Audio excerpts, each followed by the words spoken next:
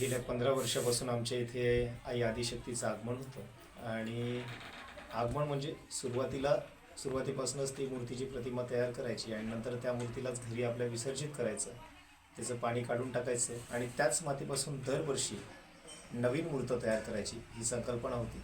तसंच गणपतीचंही होतं आणि याच्यामागे हेतू एकच होता की तिथूनच जन्म, तिथेच लोक आणि पुन्हा तिथूनच जन्म, हाच एक सिद्धांत मांडायचा होता. आणि हाच सिद्धांताला घेऊन मी या आदिशक्तीची पुनर्स्थापना दरवर्षी करत असतो आणि दरवर्षी मूर्ती स्वतःच्या हाताने घडवतो. त्याच्याकरिता सर्व जे काही करता येते, सुरुवातीला तर फक्त 90 रुपयाचा खर्च होता, पण आज आई आदिशक्तीच्या कृपेने खर्च वाढत जातो आणि देवीच्या कृपेने कला आणखी दरवर्षी निखरत जाते. यावर्षी नृसिंह पण बनवले आणि असेच प्रयोग दरवर्षी होत राहणार. धन्यवाद.